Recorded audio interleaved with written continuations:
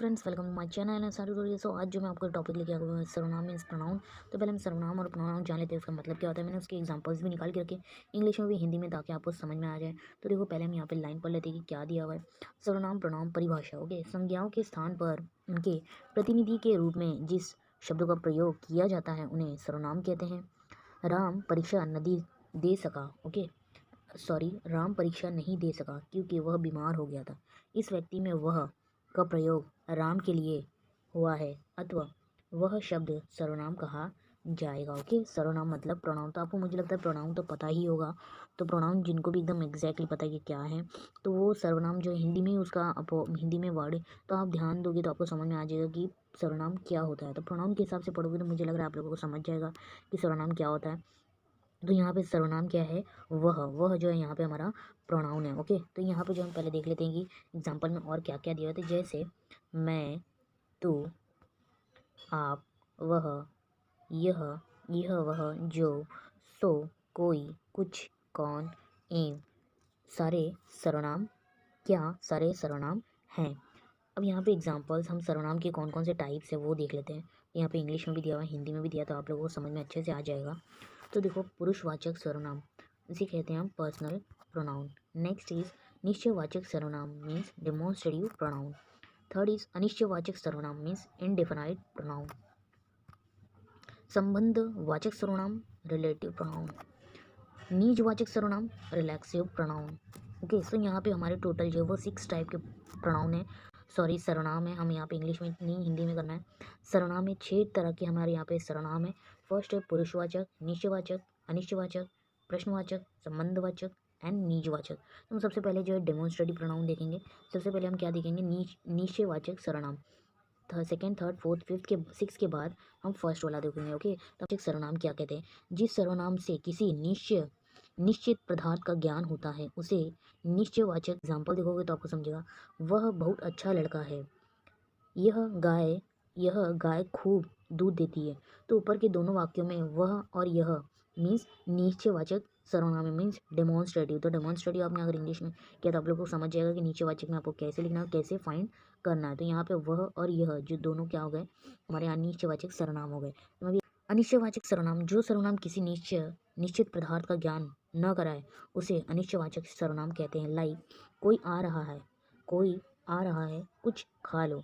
ऊपर के वाक्य में कोई, कुछ, यह अनिश्चयवाचक सर्वनाम है। ओके, अनिश्चयवाचक सर्वनाम है। साधारण, कोई अनिश्चित व्यक्ति के लिए आता है तो कुछ अनिश्चित वस्तु के लिए। ओके, सो कोई जो है वो किसी व्यक्ति के लिए आता है और कुछ जो है वो कुछ वस्तुओं के लिए आता है। तो यहाँ पे अनिश्चयवाचक सर्वनाम ये है। नेक्स्ट, सो प्रश्नवाचक सर्वनाम में क्या देखो क्या दिया हुआ है।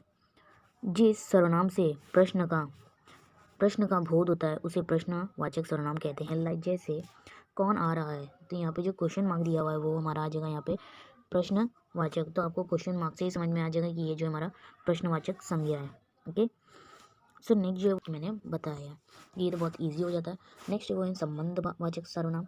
जिस सर्वनाम से किसी संज्ञा का संबंध सूचित हो उसे संबंध सर्वनाम कहा जाता है।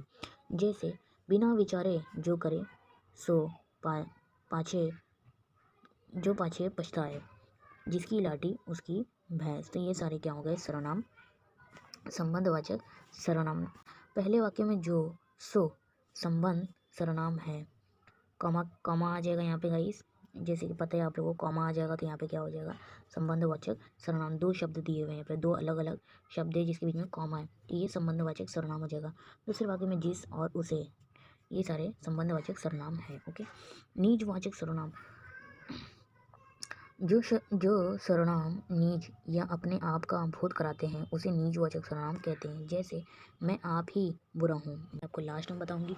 तो देखो, पुरुषवाचक सर्वनाम क्या होते हैं। जिस सर्वनाम के पुरुष आधारित सब बातचीत या लेखन के क्रम में बोलने वाले, सुनने वाले या जिसके विषय में कहा जाए उस ज्ञान को ज्ञान हो उसे उसका ज्ञान हो उसे पुरुषवाचक सर्वनाम कहते हैं। जैसे मैंने तुम्हें उसकी पुस्तक दी। इस वाक्य में मैं कहने वाले, तुम सुनने वाले तथा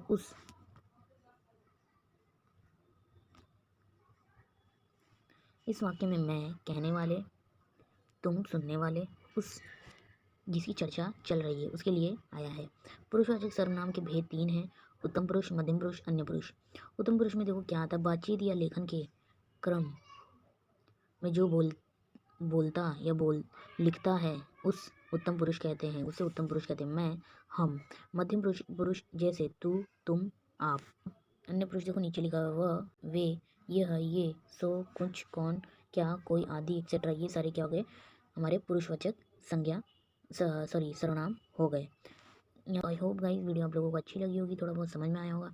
तो आप जो है वीडियो को मैंने तो एक्सप्लेन करने की कोशिश की है सर्वनाम को, आप जो है अपने से भी कुछ ट्राई करिए और इसको लिखिए पूरा, और फिर से आप इसको पढ़िए, एग्जाम्पल को पढ़िए, तो आपको समझ में आएगा कि यहाँ पे क्या एग्जाम्पल दिया और कैसे आपको लिखना है।